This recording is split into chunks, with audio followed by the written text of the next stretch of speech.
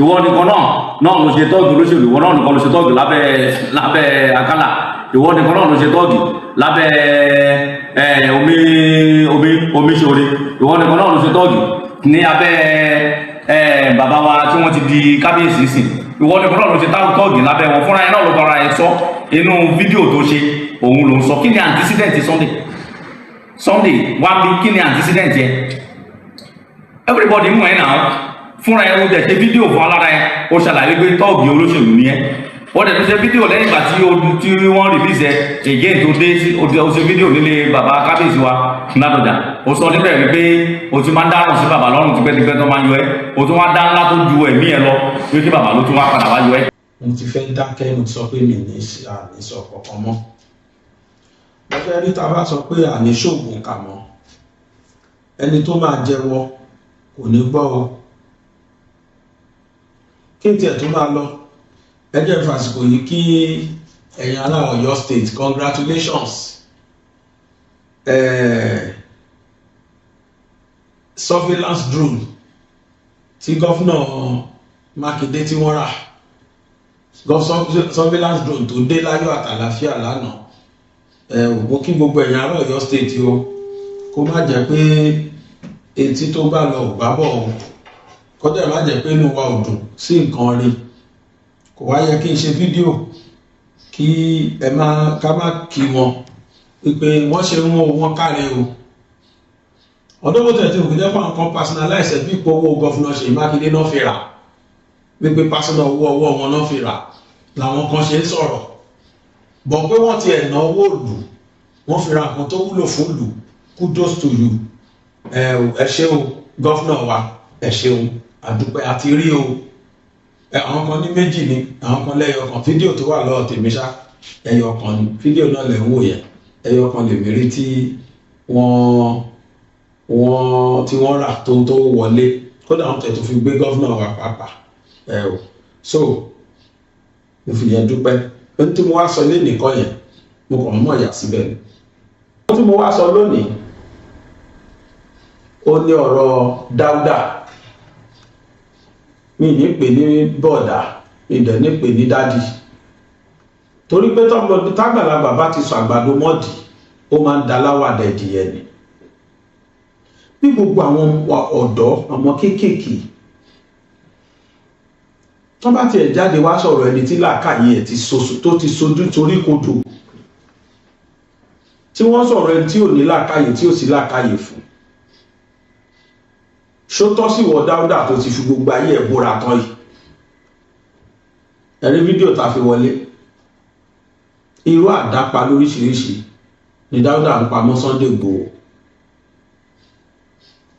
Onígbòho ló bà Yorùbá nation jẹ́, ó àjákẹ́ máwọn bàbá Bánjí Akíntóyè lọ́wọ́. Bàbá Bánjí Akíntóyè jẹ́ pé nítorí Igboho ni bàbá yẹn ṣe di èrò Benin Republic. Tí bàbá ní lọ́ńtọ̀ tí tó bá fi Igboho lẹ̀, òun tó fojú kan Nàìjíríà mọ́. Igboho gba freedom wa, bàbá decide láti má wà Nàìjíríà mọ́ ni. Ó dárúkọ gbogbo àwọn tí Igboho tó tẹ̀ lórí mọ́lẹ̀ tó gba Yorùbá nation lọ́wọ́ wọn. Mi rò pé má yìí mọ nǹkan kan ṣá. Bàbá Bánjí Akíntóyè ló pé Igboho fúnra wọn, kì í ṣe pé Igboho ló lọ ajá nígbà tí Igboho kì í ṣe Dúpẹ́ Onítìrì. Igboho ajá kì í Yorùbá nation. Lọ́dọ̀ mi nílò láti máa bẹ sọ̀rọ̀ náà, mi nílò láti máa dá ẹ lóhùn. Àwọn ọ̀gá yín tí wọ́n mọ àṣírí Gani, àṣírí Gani gba $120,000 lórúkọ OPC ní US tó lóun fẹ́ fi ṣe tutù, òun fẹ́ ṣe kinní kan, gbogbo ẹ̀ lẹ́gbọ̀ọ́. Máa ń fọkàn balẹ̀ tú àṣírí ẹ̀ gan ni. Ó dẹ̀ sọ fún pé tóun bá parọ́ jáde fóun, àgbọ̀ kí Gani sọ̀rọ̀ sí dìse. Àwọn tí wọ́n mọ gbogbo àṣírí olè tó ń jà kiri ilẹ̀, tó ń fàrí ọ̀nà kákò fún ẹ̀ tó jẹjà, tó ń fi OPC jà, gbogbo ilẹ̀ tẹ́ fi ń jà kiri. Ẹ wá jókòó sí kọ̀rọ̀, ẹ máa sọ̀rọ̀ Igboho tó wà ní Igboho tó ń ṣiṣẹ́ kiri tó ń dá gbogbo lẹ́ Yorùbá ni. Gbogbo tí Igboho pa, wàláhì ó ti jù yìí lọ, ó ti ju ó ti ju Gani Adams yín lọ. àṣẹ ní 2021 final pápẹ́ ló ṣẹ̀ṣẹ̀ mú Ìgbòho. pápẹ́ méjì ọ̀tọ̀ọ̀tọ̀ ó ní Gani Adams dẹ́lẹ̀ fún Sunday Igboho ní 2021 tọ́lọ́hún yọ ń bẹ̀. gbogbo ìgbà yẹn Igboho náà fura wa náà fura. àṣẹ ìjà èmi ju ọ̀wọ́ ojú mi tọ́sẹ̀ ń jà sí àṣọ ti wà lára wọn ti pẹ́ ìjà lára. àṣẹ wọ́n ti rí Igboho bíi rival, wọ́n ti rí Igboho bíi ẹni tó fẹ́ gba template, tó fẹ́ gba ọ̀gá mọ́gàní lọ́wọ́. gbogbo ìgbà tí Igboho lọ sọ́dọ̀ ẹ̀ lẹ́kọ̀ọ́ tó gba Guru Maharaj kọjá, Gani Adams ló pe DSS pé kó lọ gbé yìí. Igboho dẹ̀ lẹ́sẹ̀ kankan ju pé ó ń dààmú lórí Yorùbá.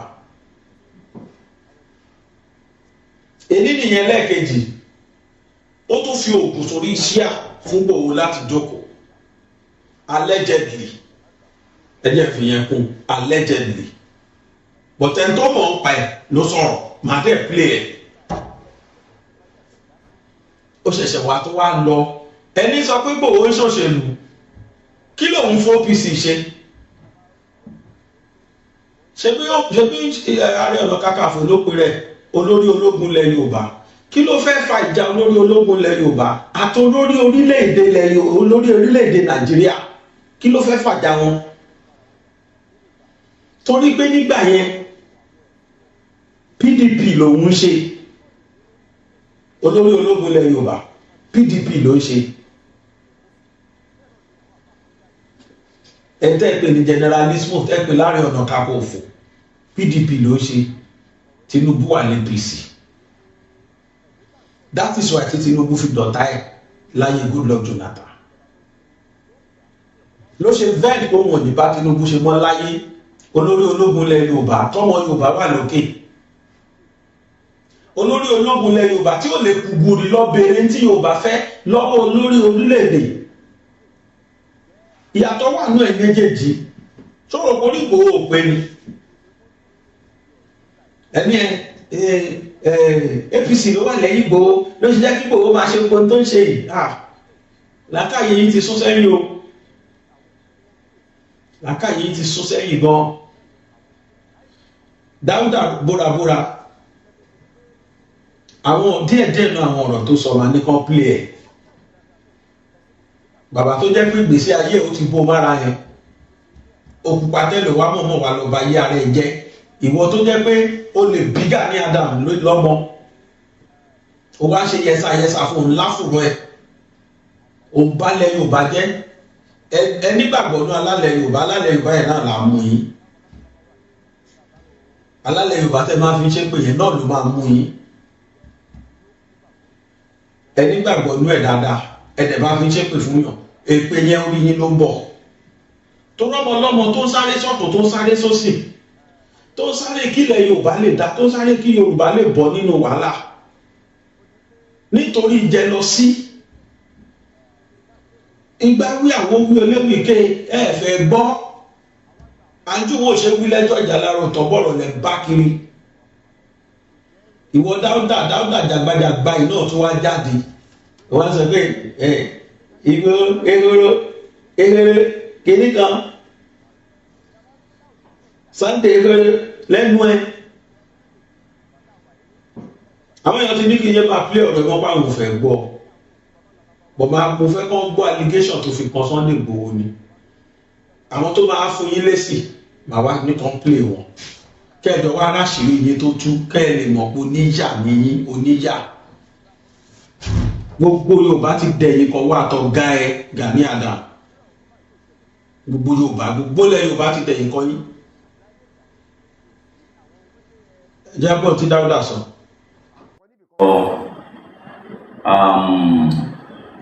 Sunday ehoro nípa àwọn awuyewuye kan tí mò ń gbọ́ tí ó lọ nípa ọ̀rọ̀ ẹgbẹ́ Ìró Ẹkùn tó ní òun dá sílẹ̀, tí àwọn èèyàn ń jáde lórí social media tí wọ́n sọ̀rọ̀ pé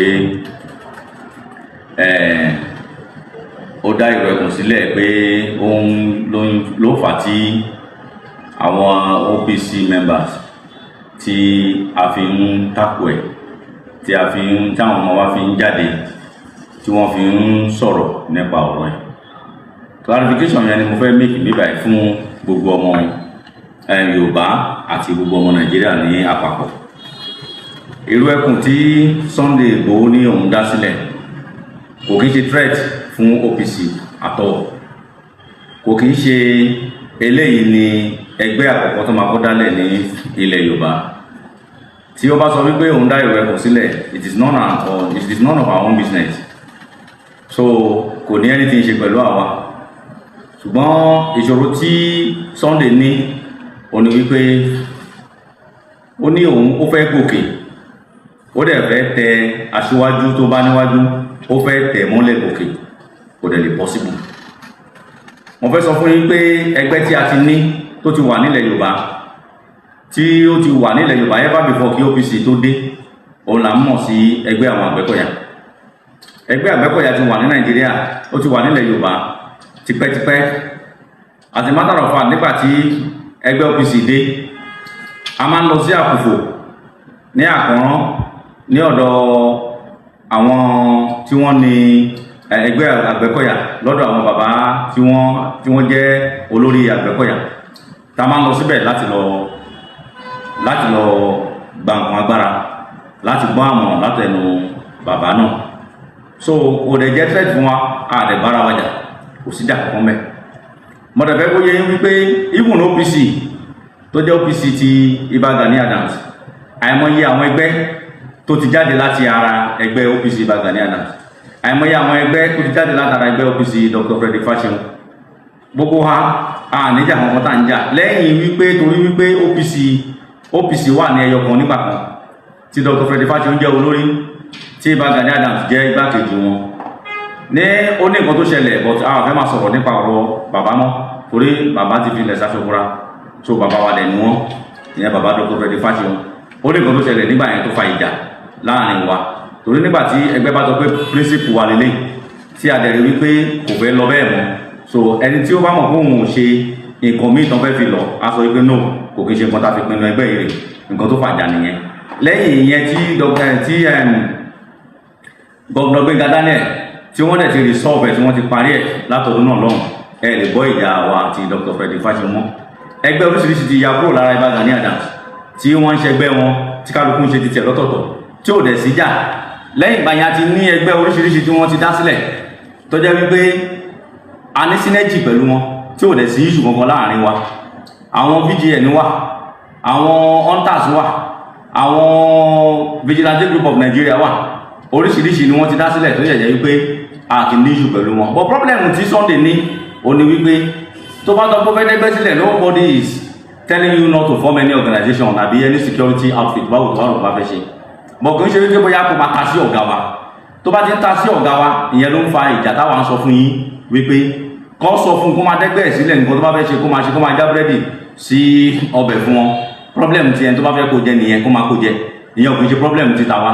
Bọ̀ kó wá máa lọ sí olóhùn lọ sínú igbó, àbóhùn lọ síbì kan, àbóhùn ṣe kankan, ó máa wà ní etí títì, ó máa ní òun lọ sínú igbó, wàá máa sọ fún àwọn ẹgbẹ́ bẹ́ẹ̀, àwọn tó dẹ̀ fẹ́ kó jẹ máa kó jẹ, kó wá máa sọ fún wọn pé ìwọ rẹ̀ nínú igbó, kí ni Ààrẹ Ọ̀nà Kakanfò ń ṣe, iṣẹ́ tó yẹ ká Ààrẹ Ọ̀nà Kakanfò máa ṣe ni wọ́n ń ṣe, iṣẹ́ tó yẹ kí kinní kan máa ṣe, tó wá máa rán àwọn bloggers ẹ láti máa blackmail ààrẹ, láti máa tarnish image wọn. Orúkọ tí Ìbà Gani Adams build for the past 35 years, a ò ní allow ẹnìkan lákùn ti dé kó máa sọ wípé òun fẹ́ máa rọ́bìṣì orúkọ yẹn, ìyẹn ní àwa ò fẹ́. Irú ẹkùn ẹ ò ní kankan ṣe pẹ̀lú àwa. Ẹ máa wé ààrẹ, ó jìnnà síra wọn, ó sọ tó ara ẹ eré òbí ṣe tọ́jú olóṣèlú, ìwọ nìkan náà ló ṣe tọ́jú olóṣèlú, ìwọ náà nìkan ló ṣe tọ́jú lábẹ́ Akálà, ìwọ nìkan náà ló ṣe tọ́jú lábẹ́ Omiṣore, ìwọ nìkan náà ló ṣe tọ́jú ní abẹ́ bàbá wa tí wọ́n ti di kábíyèsí sìn, ìwọ nìkan náà ló ṣe tọ́jú lábẹ́ wọn. Fúnra ẹ náà ló fara ẹ sọ inú fídíò tó ṣe, òun ló ń sọ. Kí ni antecedent Sunday wá bí, kí ni antecedent yẹ? Everybody mú ẹ náà, fúnra ẹ ó dẹ̀ ṣe fídíò fún alára ẹ, ó ṣàlàyé pé tọ́ọ̀gì olóṣèlú ni ẹ, ó dẹ̀ tó ṣe fídíò lẹ́yìn ìgbà tí wọ́n release ẹ̀ again tó dé ó ṣe fídíò nílé bàbá kábíyèsí wa Ládọjà ó sọ níbẹ̀ wípé o ti máa ń dáràn sí bàbá lọ́rùn tipẹ́tipẹ́ tó máa ń yọ ẹ́ o tún wá dá ńlá tó ju ẹ̀mí ẹ lọ wípé bàbá ló tún wá padà wá yọ ẹ́ so ọ̀daràn ní ẹ́ láti lẹ̀ so wọlé tèmi sọ yìí lọ sí court tó bá fẹ́ lọ sí court ó ṣẹ̀ṣẹ̀ máa lọ sí court yẹn ó ṣe problem títí wa tó bá lọ sí court yẹn lè tèmi sọ nǹkan tó sọ ni mò ń sọ̀rọ̀ lé lórí iṣẹ́ owó ẹ̀ ni nǹkan tó ń ṣe nìyẹn everybody ló dẹ̀ mọ̀ ó dẹ̀ sọ fúnra ẹ̀ náà pé fàyàwó ni ẹ́ so tí bá pè ní fàyàwó táwọn kan ń ṣe fídíò tí wọ́n sọ pé èmi pè ní fàyàwó wípé mo sọ pé fàyàwó ló ń ṣe tí wọ́n fúnra ẹ̀ tó pè náà rẹ̀ sọ pé fàyàwó ló ń ṣe ni ìgbà tí mo sọ fún ẹ tí mo sọ wípé tọ́ọ̀gì olóṣèlú ni ẹ tí wọ́n fún alára ẹ ò sọ pé tọ́ọ̀gì olóṣèlú ni ẹ àbó ṣàlàyé irọ́ ló ń pa ìyẹn làwọn sọ fún ẹ pé kò yé máa pa irọ́ dẹ̀kun máa fẹ́ra ẹ máa wé ibà igi mú jìnnà sí orí ìwọ́dẹ̀ rí bó ṣe wáyé wọ́n máa fẹ́ bà lé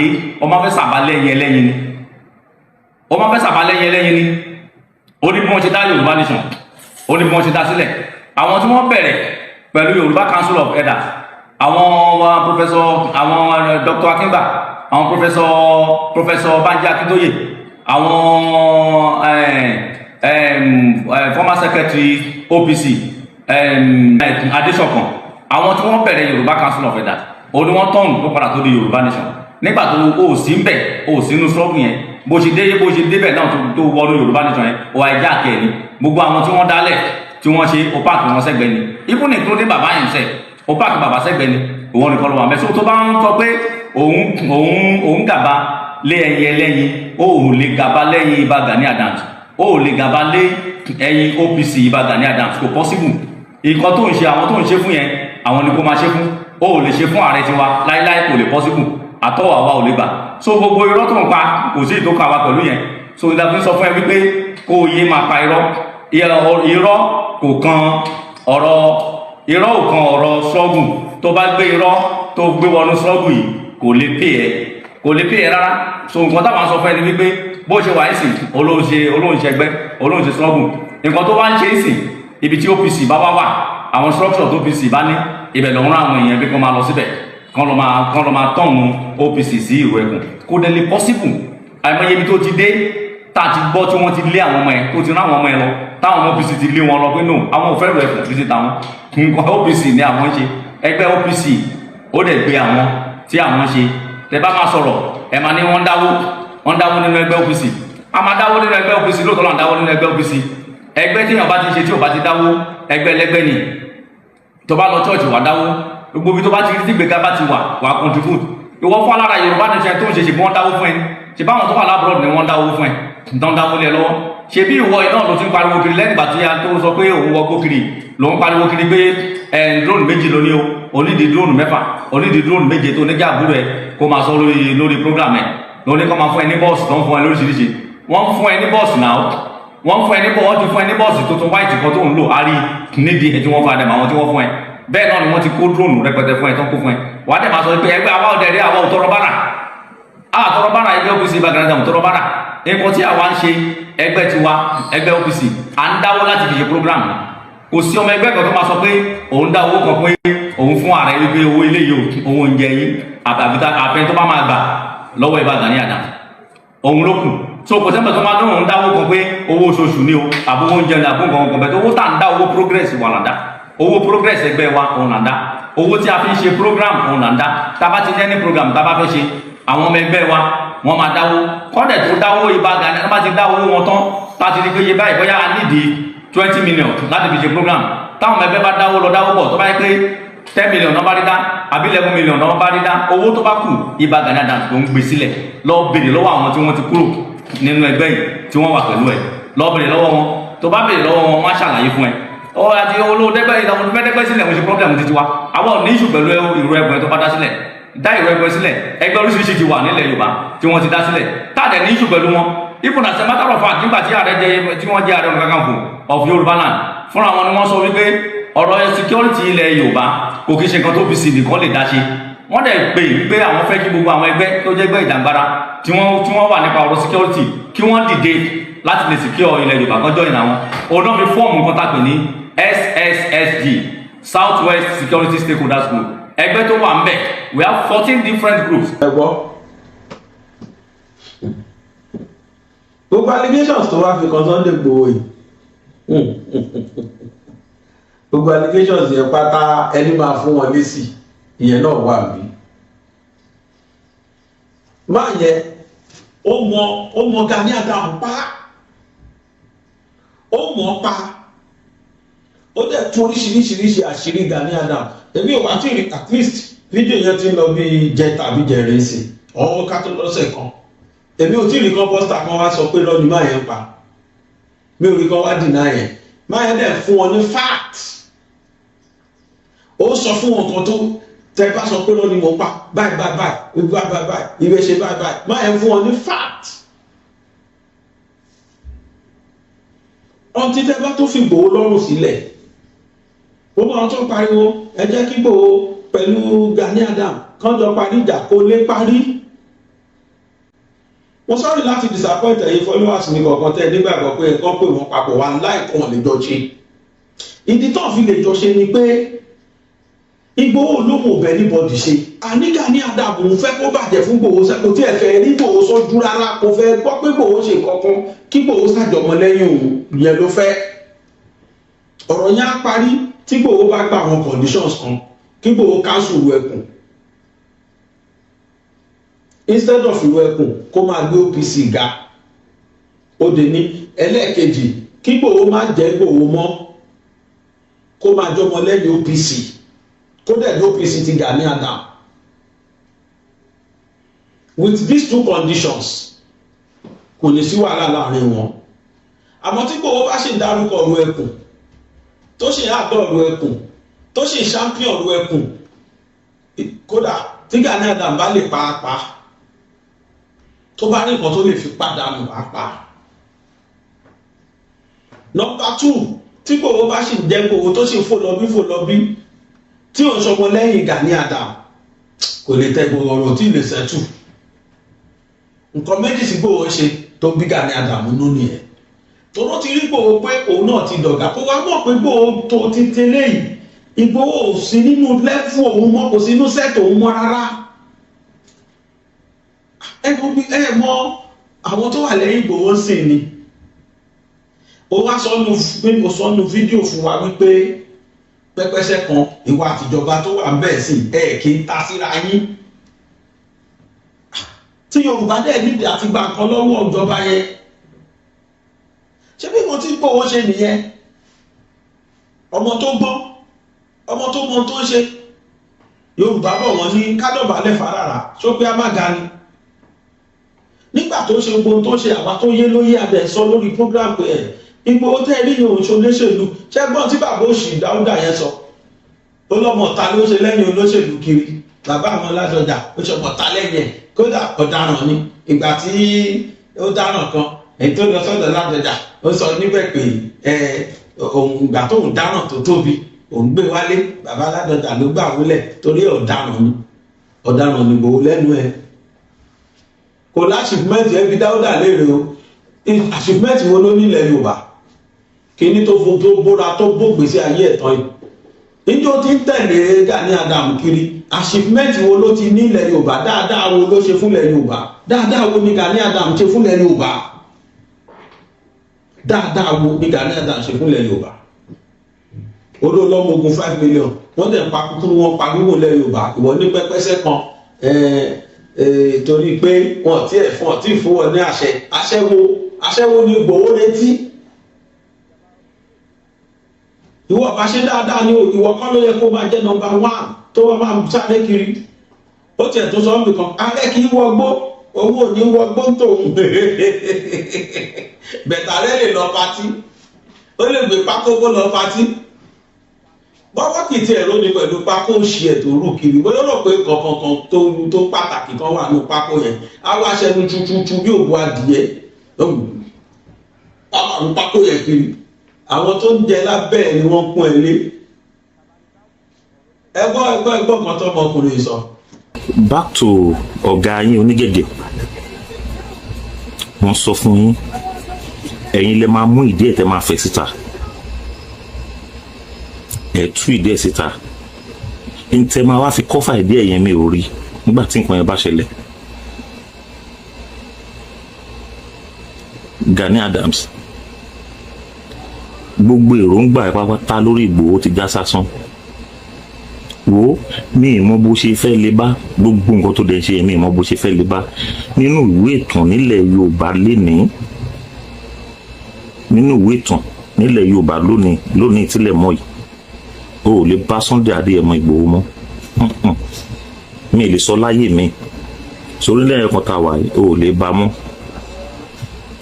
Wọ́n dẹ̀ ní ìwà ọmọ ní mọ́mọ́ ṣòkìgbẹ́ lẹ́yìn ọmọ ìtẹ́ ń jáde bí ẹran. Nígbà tí ọ̀rọ̀ Yorùbá Nation máa bẹ̀rẹ̀,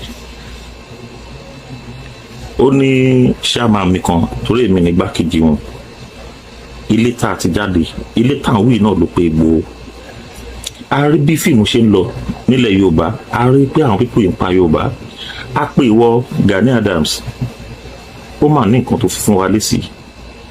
Arákùnrin kan tó ń jáde tó ń ṣe interview ń sìn, mo wà surprise pẹ̀lú nǹkan tí mo gbọ́ lẹ́nu ẹni yẹn, nítorí pé ọ̀gbẹ́ni yẹn tó wá bá ẹ lé ó ṣe interview pẹ̀lú ẹ̀, ìyẹn tó ń bí léèrè ni pé ta ló ń sponsor rẹ̀.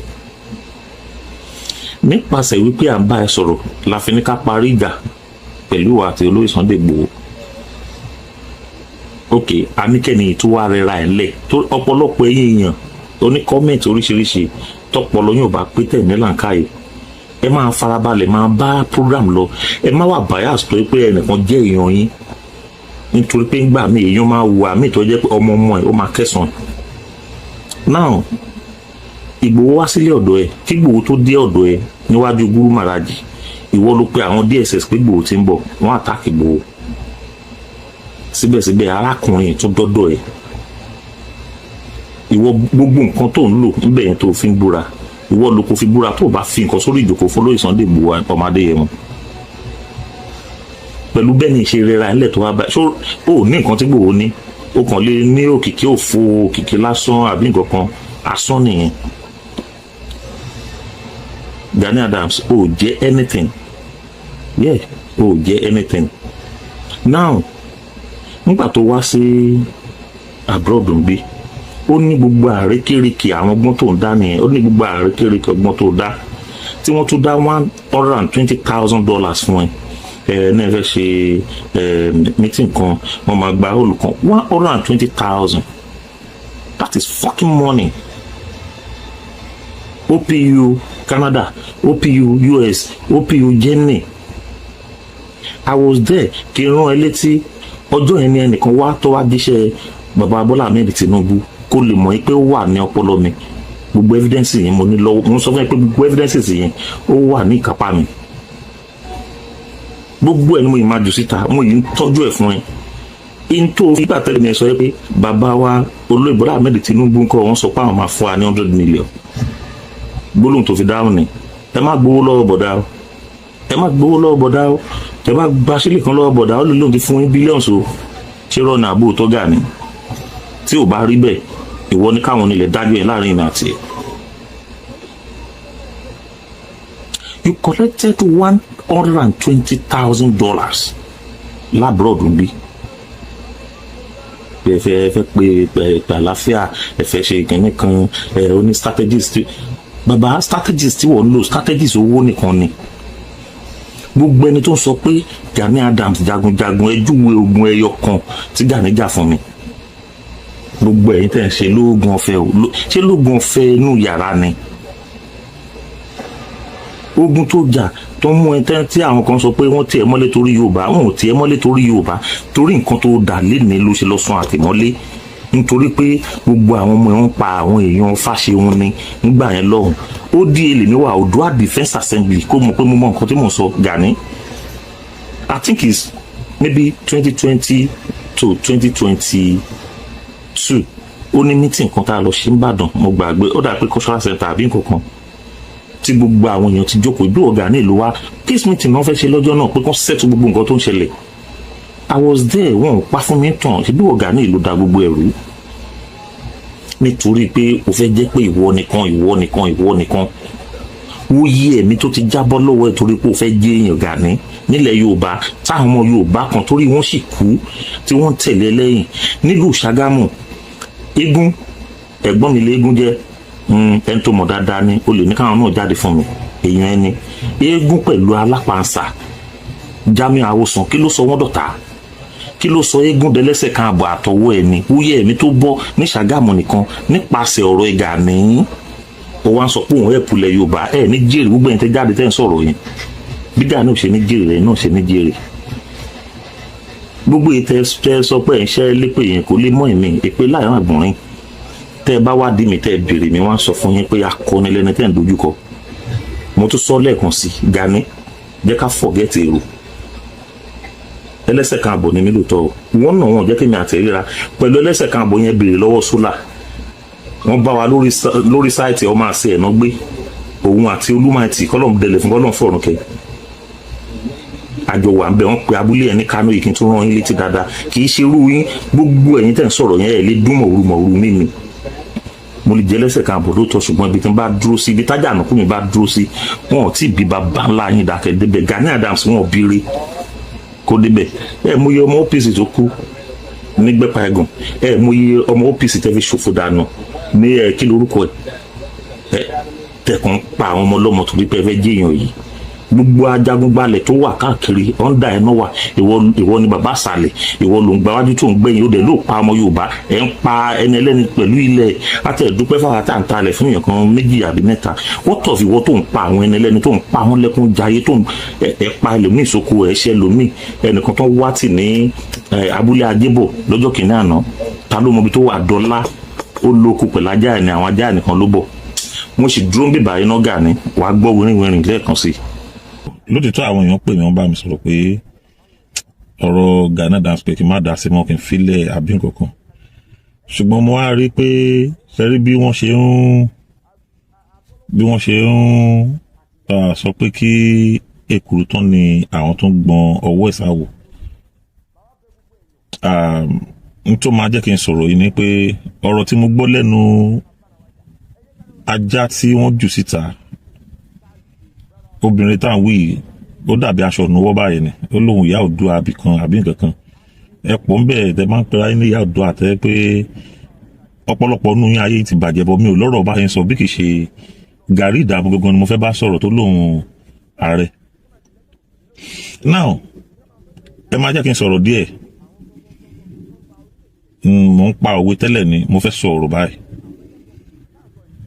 fídíò yìí náà ní pọ̀ máa ṣe ní sísẹ̀ntẹ̀lé ni bẹ́ẹ̀ bá ṣe ń jáde ni màá ṣe fún yín ó ní ọ̀rọ̀ kan tí mò ń sọ bọ̀ tí mo tọ́jú pamọ́ gẹ́gẹ́ bí ọ̀rọ̀ tí àwọn èèyàn pè mí tó bá mi sọ ni Gani mo ṣe wá rí pé afọ́fún gbé mo ní gẹ̀gẹ́ ara ẹ̀ o ò fẹ́ jáwọ́ àwọn kankan wà tí ò yẹ ká máa tú síta tí a ti wòye pé ká fojú fò ó ṣùgbọ́n eléyìí tó ń ṣe yìí ló máa jẹ́ ká máa sọ̀rọ̀ a máa tẹ̀síwájú ni èyí tó bá wùn ẹ́ ló lè ṣe èyí tó bá wùn ẹ́ ló lè sọ ṣìgìdì tó bá wùn ẹ́ ní kó lọ́ọ́ ti lulẹ̀ gbogbo ètò ṣe níbi ọdún méjì sẹ́yìn gbogbo ohun tó ránṣẹ́ kò sí èyí tí ò ṣà wá ṣùgbọ́n èmi fi ń dá ẹ lójú pé Elédùmarè ọba nìkan òun lọ́ba tó tóbi jù òun lọ́ba tó lágbára lórí alágbára òun ló ń bá wa ṣẹ́gun àwa ò ní kankan pẹ̀lú àwọn onílẹ̀ táwa gbójúlé àwọn náà ti àwa lẹ́yìn nígà nígo lóògùn lówó ní kankan ṣùgbọ́n adúpẹ́ fọlọ́run torí pé ẹni tí Ọlọ́run ní kó máa jẹ tiwa ẹni tí Ọlọ́run sọ pé ká máa jẹ adúpẹ́ fọlọ́run pé ebi ò pa wá. Gani ó jáde rán ajá burúkú yẹn síta ṣọ́pọ̀ lọ Gani ò tiẹ̀ pé ní bóyá ààrẹ àbí òṣì kan náà pé ẹ̀ àti wọ́n àtẹ́fún tó fẹ́ jọba ẹ̀ níjọ ṣàǹkan tó dájẹ́ àtọba tó fi ẹ́ jẹ Ààrẹ Ọ̀nà Kakanfò àti wọ́ fún ara ẹ̀ ní ṣàn tó dájẹ́ ìjẹkújẹ àwọn bàbá yẹn náà ló ń kó wa sí gbogbo rẹ́dẹ̀rẹ́dẹ́ tó ń bá wa nílẹ̀ Yorùbá yìí gbogbo ẹ̀yin ọba tẹ́ bá fìyàn joyè ẹ ṣí làǹkà yìí kẹ́ ṣí ọpọlọ yín kalẹ̀ kẹ́ tó fìyàn joyè wọ́n nílé làwù ká tó sọmọ lórúkọ ìjẹkújẹ ṣe obìnrin òun làwọn bàbá yẹn gùn wọn ò mọ̀ pé ó ní tí wọ́n ń wá Gani èmi ní ìwọ ní ó sáré lé oyè Ààrẹ Ọ̀nà Kakanfò nítorí kọ́ńtrátì ni àwọn dìdìrín tó ń kó kiri àwọn dáadáa ń kó àwọn aláìlọ́pọlọ bí yẹn ṣe dàgbà tó yẹn kò sí làákàyè lórí ẹ̀ nígbà tó fẹ́ gba kọ́ńtrátì lọ́wọ́ Jonathan lọ́jọ́ kìíní àná ṣé orúkọ OPC ló fi gba kọ́ńtrátì yẹn ẹ bá mi bi Gani léèrè pẹ̀lú àwọn akídanidání tí wọ́n tẹ̀lé lẹ́yìn ìwọ ṣe wá kó àwọn síta pé òun káwọn kan síta pé kọ́ lọ máa tákù Ìgbòho pé torí pé ó fẹ́ gba contract ni òun ló ṣe lọ dá ìrò ẹkùn sílẹ̀ fine ok ó fẹ́ gba contract ni àti gbọ́ ìwọ Gani nígbà tó o máa gba contract tó gbà lọ́wọ́ Jonathan ṣó lè ṣàlàyé fún mi pé orúkọ OPC Oòduà People Congress òun ló fi gba contract yẹn jáde lọ́wọ́ Jonathan ṣe bí ṣe ló sáré lọ open company níbi táwọn yẹn náà gọ̀dé ẹni mélòó ló jẹ àǹfààní contract tó gbà lọ́wọ́ Jonathan instead tí wọ́n máa fi jẹ àǹfààní òmùyẹ ẹ̀mí tó gbà dànù ni lórí tá a sọ ìtòrí pé òwò fẹ́ yó ìwọ fẹ́ jẹun ó wá sọ pé ó ṣe dáadáa nílẹ̀ Yorùbá kò ní yẹ ẹran ẹ Gani kò ní yẹ ẹran ẹ kò ní yẹ gbogbo nǹkan tó gbójúlé gbogbo àwọn wèrè tó kó síta tó ń sọ̀rọ̀ yẹn wọn ò jẹ́ nǹkan kan nítorí pé mo rí wọn pé wọn lọ́pọlọ kò sí làákàyè lórí wọn.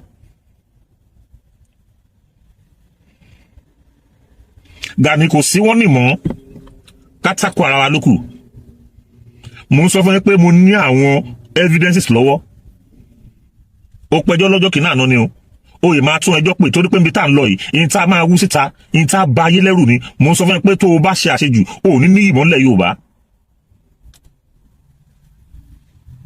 Gani o ò lè ní ìmọ̀ nílẹ̀ Yorùbá níbi tó ń bá lọ yìí ó rí pé ọ̀rọ̀ mi ti ọ̀rọ̀ tí ìgbà tó ti ṣe fídíò yẹn fún ẹ tí mo sọ fún ẹ pé tí n bá ń tú àwọn kan síta ò ní ìmọ̀ nílẹ̀ Yorùbá wo bó ṣe ń tẹ́ ẹlòmíì tí ò tẹ̀ yẹ kó sọ̀rọ̀ sí ẹ ṣọdún bọ́ yín sọ̀rọ̀ sí ẹ ààrẹ ojú agbo ààrẹ agbọ́pá tó ń pè láàrẹ ọ̀nà kakanfò orí ẹ burú orí ẹ wọ́n sọ̀rọ̀ ààrẹ ọ̀nà kakanfò Gani Adams wọ́n sọ̀rọ̀ pé ó jẹ́ ààrẹ ọ̀nà kakanfò ó mọ̀gbà tí ò ti sí ààrẹ ọ̀nà kakanfò mọ́lẹ̀ Yorùbá ni wèrè ara gbogbo ọgbọ́n tó ń dákó lè fi máa gbó kiri ni òun gbà lábúrọ̀dù òun gbà gbogbo ẹ̀ ó dá ẹgbẹ́ sílẹ̀ káàkiri ó jẹ́ ààrẹ ọ̀nà kakanfò ó dá okó àwọn olóyè mọ́ra bẹ̀rẹ̀ sí ní joyè oríṣiríṣi ọ̀tún ààrẹ òsì ààrẹ igbá ààrẹ òsì ààrẹ ẹ ti ń sínwín ẹ̀ ń ṣí èrè Gani orí ẹ̀ ti burú orí ẹ̀ ó bójú tó gẹ̀gẹ̀ tó wà lọ́rùn ẹ̀ ìgbéraga ba yí ẹ jẹ́ ojú kòkòrò ba yí ẹ jẹ́ Gani wọ̀n bílíkì wọ̀n bíà ó ba yí ẹ jẹ́ sọ fún mi gbogbo àwọn tó wà lẹ́yìn ẹ̀ ń gbà yẹn tó jẹ́ student Gani mélòó ló tara ìṣoríire nu wọn OPC tẹ́ ń pariwo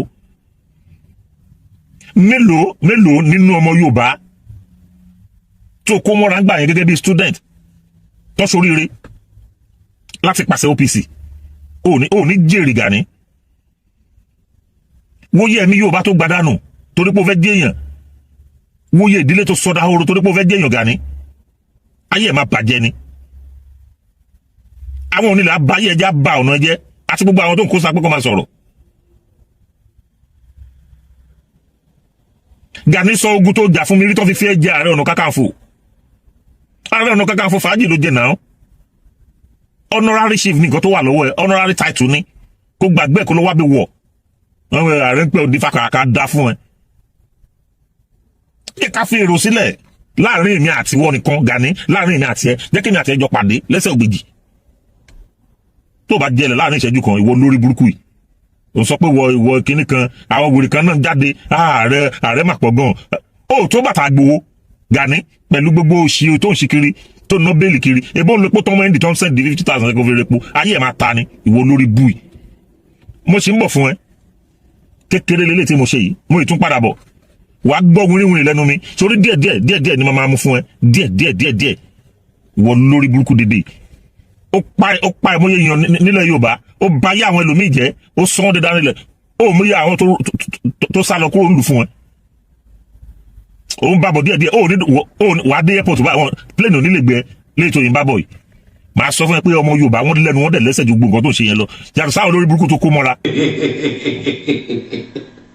Yorùbá bọ̀ wọ́n ní béèyàn bá wẹ́ni tó jẹ̀ yẹn ní gbèsè lọ tí ò bá ṣọ́ra á pàdé ẹni tí ìyá tiẹ̀ náà jẹ gbèsè. Gani gbogbo rọ́tẹ́lì ìpamọ́ ẹ wá mú jáde ká gbọ́ o Dáúdà búrabúra gbogbo rọ́tọ̀mọ̀kúrẹ́ ìpamọ́ yín ó yá ẹ wá dìbọn kí ẹ aṣáájú ní Gani Adams ó dẹ̀ ń pè Ìgbòho ládàmú dẹ̀ balẹ̀ àṣepàyàn pààyàn tó tẹ̀ ti pa ìmọ̀ye èèyàn ní gbogbo tẹ̀ ń ṣe lẹ̀ ń parọ́ ẹ̀mọ́ Sunday Igboho o tún fún oògùn sórí iṣẹ́ àfúgbòho orí ló máa ń kọ́ ọmọ yọ o Gani ó ti ṣẹlẹ̀ Yorùbá gan o ẹ wá gbogbo lókè aeroplane tó ń fò Ìgbòho kódà ọ̀kadà tẹ́yìn gùn gan tó ń bàjẹ́ ọ̀kadà yín tẹ̀ gùn Ìgbòho ti dẹ aeroplane tó ń fò lókè ẹ̀yin sì wà lórí ọ̀kadà yẹn gan ó tún bàjẹ́ tó ń túnṣe ọlọ́kadà tó bínú ẹlẹ́rùplé ní private jet ṣẹ́rí kó jìnnà síra wọn ọ̀kadà mélòó la fẹ́ yọ owó ẹ̀ nínú private jet a ṣe ra 1 million ọ̀kadà kò ìkówó táyà private jet èlò ló ń tọ̀kadà ẹ̀yin wà lórí ọ̀kadà ẹ̀ halẹ̀ ẹ̀ wá ń ta sí ẹni tó ti wà tọ́nà ti gbé nínú aeroplane tó jẹ́ private jet lọ́nà ni ó máa gùn tẹ́yìn ọlọ́kadà wá ń bínú ẹ̀ bẹ́ẹ̀ lọ́rọ̀ Ìgbòho ṣe rí láàrin àwa Yorùbá lẹ́ni tí wọ́n tọ́ bá ń ronú ọmọ Yorùbá tó já lágbára Ìgbòho ní gbogbo ayé máa kọ́ ronú kan òun lọ́lọ́ ń pè lásìkò yìí gbà fọ́gà ẹ̀ Gani gbà fọ́gà ẹ̀ kó lè rọ̀ náà lọ àṣírí tó tú ìkékeré ni o ẹlòmíì tó sì máa tú mi ohun abáṣe lẹ́ni ìtọ́nilọ́lá òyìnbó ní he who comes to equity must come with clean hand ìwọ́n tí wọ́n claim holiness lẹ́ni ìwà táwọn ọmọlẹ́yìn àwọn òpùrọ̀ tẹ́jọ́ parọ́ tanra yín jẹ ẹ mọ bí bẹ́ẹ̀ ṣe dayé rú sẹ́yìn ìtàn yẹn láyé mú jáde fún yín kọ̀ọ̀kan yìí ó tún wá lọ Amẹ́ríkà lọ lù wọ́n jìbìtì $120,000 ní ìsìn ẹ mọ èyí tó jẹ́ almost 170 million ní nísìn 166,800,000 ni mo ṣe sí lówó òsìn ìgbà tó dẹ̀ lọ yẹ kòròkòrò gbà tí Tinubu ṣe wọlé dọ́là àwọn 1,009 at a time nígbà náà ó fi ẹ̀jẹ̀ ní 1,006 ẹ̀rọ 1,006 times 120,000 tẹ́lẹ̀ kan ṣoko sápò ìgbogbo yẹn kò dẹ̀ kàn Ìgbòho ìjà torí gbogbo yẹn kò kí ẹ̀ lórí owó anybody kò gbowó lọ́wọ́ ẹnikẹ́ni òun ló tún náwó ẹ̀ tún wá sọ pé dandan àfi kó ṣubú Gani ó ti ṣubú o ìwọ àti Dáúdà àti onígbò Mongo Park àti gbogbo ẹ̀yin tó ń kẹ jáde fún Ìgbòho láìṣẹ̀ láìròyìn ẹ ti ṣubú ṣé àti yẹ̀mọ́ yín dì ẹ̀gbọ́n tí máa ń sọ ó yá náà ẹ di bọ́ǹkì gbogbo tó sọ yìí torí pé kà ní ẹ torí pápáyàn ní ẹ torí pé lódodo làwọn àgbàgbọ́ pé wọ́n nílẹ̀ Yorùbá tọ́lọ́ fi ṣo lórí ẹ̀ òdodo ni wọ́n ti kọ̀yìn sí ẹ ó ti pọ̀n ìwà yẹn náà ló ń wù ìwà ẹ̀ tọ́lọ́ ti kọ̀yìn sí ẹ̀ tọ́lọ́ ń pè ránṣẹ́ tí wọ́n ń bínú ẹ̀ ìwà ẹ̀ gbọ́ngbọ́n ló ń wù ìwà àtàwọn ọmọlẹ́yìn ẹ̀ ẹṣẹ ló ṣùkùrù bó lẹ dé mọ́sí tẹ́jẹ́ ní àpọ̀lé mọ́lẹ̀ Yorùbá Ìgbòho ló dé Kwara State ní gbogbo Kwara mi tìtìtìtì yẹn ìwọ lọ bẹ̀ kó owó ta ló fẹ́ kún ẹ̀ létà fẹ́ mọ́ olùwárí gidi lẹ́nu ọjọ́ mẹ́ta ìgbà tó rí lórí social media la tó mọ̀ kó olùwárí gidi ẹni mélòó ló tẹ̀lé ẹlẹ́yà OPC tẹ́jọ́ tọrọ ayé tó ìṣọ̀gàdé lórí ṣé ọmọ Yorùbá mi mélòó ló tẹ̀lé ẹ bí Ìgbòho bá wá bẹ́kúta ìlérí gọ́fúnà máa mọ̀ pé Ìgbòho wá gọ́fúnà torí gbogbo state máa rọ títí bí Ìgbòho wọlé Lagos state gọ́fúnà Sanwó-Olú á mọ̀ pé Ìgbòho wọlé kódà tọmọ Ìgbò ló máa túyáyá tọmọ Haúsá mo fẹ́ play fídíò tọmọ Haúsá kan ṣe lórí Ìgbòho that is wọ́n tó dá Ìgbòho mọ̀ ní north yàtọ̀ báwọn Fúlàní àwọn Haúsá tó dá Ìgbòho mọ̀ special pé liberator ní máyì tó liberate àwọn èèyàn ẹ̀ ẹ bá ń gbójú ayọ̀ sókè kẹwo fídíò tó ọmọ Haúsá yìí sọ kó wọn dárúkọ Gani Adams wọn dárúkọ Gani o bá ń play fídíò yìí. You see guys, I love what Sunday Igboho is doing for Northerners. I love it. I am very happy seeing that Sunday Igboho is stand up to his people. I am very happy seeing that Sunday Igboho is stand up to protect his land. I am very happy seeing that Sunday Igboho is stand up to protect his nation.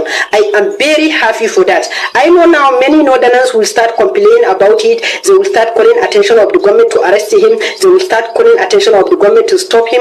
They will start calling attention of the government to stop what he is doing. They will start complaining that the Sunday Igboho is terrorizing the Northerners. They will start saying so and so. I want to tell you guys, you bad people, I want to tell you that never allow the Northerners destroying your land. Never allowing them to cause that atrocity in your land. Because now look at how the northern part of Nigeria is this. Look at how the Northerners destroying the northern part of Nigeria region. Now, if you are in Katsina State, when you are at home, you are not escape from bandits. When you are traveling, you are not escape from bandits. When you are grazing your cattle, you are not escape from bandits. When you are farming, you are anywhere, you are not escape from bandits. So now the Northerners, they want to cause that atrocity in your land because many Northerners, they don't want to peace. I am telling you the truth. I know that many Northerners will start deceive you by Islam, they will start deceive you by religion because majority of Yoruba people are Muslim. I want to tell you guys, the religion that northern part of Nigeria are practicing is not the one that you are practicing, you guys. You have to understand this. Never allow them to cause that atrocity in your land. I am here to tell you this. I'm from northern part of Nigeria, so I know everything. And I want to give you advice. You guys, you are from northern, whomever is from northern part of Nigeria, I want to tell you that instead of calling attention of the government to arrest Sunday Igboho, it's better for you to call attention of the government to arrest Bello Turji. I am telling you the truth.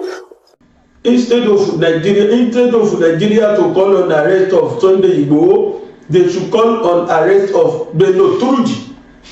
Ẹ bọ́ báyìí. Àtàwọn Fúlàní ò dàbí àní àdàmọ̀. Dídámọ̀ tó dàmọ̀ wọ́n mọ̀ sẹ́ran. Wọ́n mọ̀ sí bọ́ì. Wọ́n mọ̀ sí bọ́ì àwọn. Ṣé Gani kan dúró wọn jí gbé? Bí Gani kan dúró Fúlàní àgbé. Níbi tó ya wèrè dè. Àwọn gbórúkọ gbogbo wọn méré ni.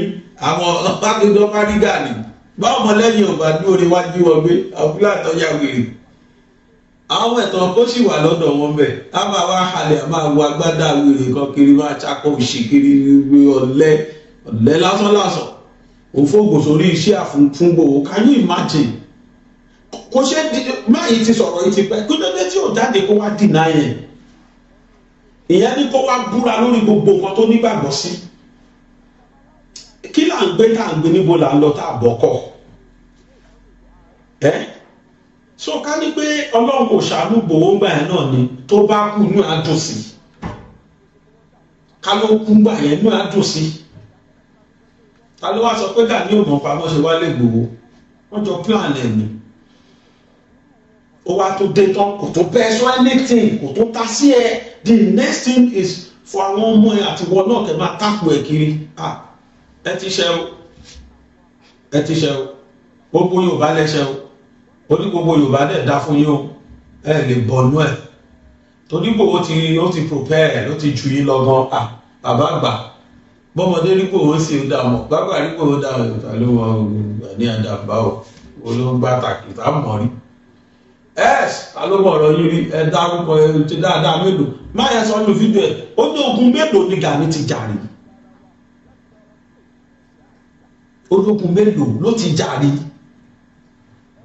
Ẹ sọ iye ogun tó ti jà fúnlẹ̀ Yorùbá rí. Ẹ sọ iye ibi tó ti gbọmọ Yorùbá lẹ́lẹ̀ Yorùbá rí. Máa yẹ kó yé wa kó tún pa ọmọ Yorùbá ní pàápàá láti jẹyàn láti dókè àìmọye àwọn tó pàdánù. Ṣáàrùn tí ìgbà tó bá sọjọ́ arrest ẹ̀ ni. Ó wá lóun jìyà fúnlẹ̀ Yorùbá. Òun jìyà fúnlẹ̀ Yorùbá kó ṣọmọ ọ̀tá. Ẹ gbà ìyàwó níyàwó kiri, ẹ pa àwọn èèyàn kiri. Ẹgbẹ́ OPC tó ti jáde tán ti wá sòótọ́ ọ̀rọ̀. Bẹ́sẹ̀ lẹ́ pa àwọn èèyàn kí àwọn jí ìyàwó pé kódà àwọn ìyàwó mẹ́mbà sí wọn ń bára wọn sùn. Kí ló tún kù? Gbogbo ìdọ̀tí tẹ́lẹ̀ gbàgbó òun bẹ̀. Sí ẹjọ́ ilé ìjókòó kẹ́ compare yín méjèèjì. Ẹjọ́ ilé ìjókòó kẹ́ rò pé no, this man is too advanced for us. Kẹ́ẹ̀dẹ̀ gbà fọ́gà yín. Kí ló burú nù àbúrò mi? Mo lábúrò kan. Ó ti kọ́ lọ́ bá fọ̀nù kẹ́ńsì ó ti kú. Tọ́mọ ẹ bá ti kúrò ní school gbà tó wà secondary school. A ní kó lọ máa kọ́ radionic láti class 1 láti JSS1 náà ló ti bẹ̀rẹ̀ gbàtà tó máa fi ṣe SS3 exam ó ti mọṣẹ́ kọjá bẹ́ẹ̀ kódà the funnest part ni pé ó mọṣẹ́ jọ ọ̀gá tó kọ́ iṣẹ́ lọ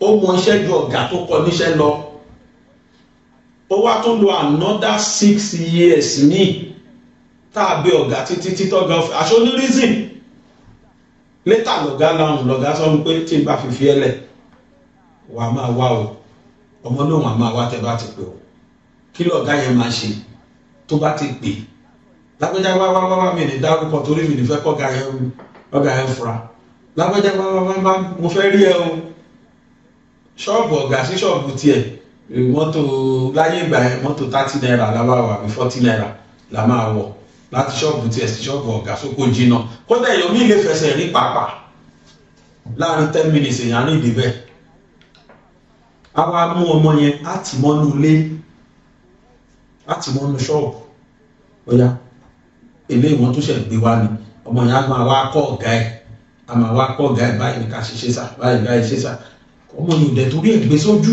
ọ̀gá náà fi bínú ọ̀gá tó fẹ́ ní progress àwọn èèyàn dẹ̀ ń gbéṣẹ́ wá fọ́gà wọ́n ní gbéṣẹ́ yẹn ti jọ agbára ń lọ ọlọ́run máa ń dẹ́dọ̀ mí bẹ́ẹ̀ tó jẹ́ pé òun la pè ẹnì kankan lọ́lọ́run máa fi ṣàtẹ̀gùn fún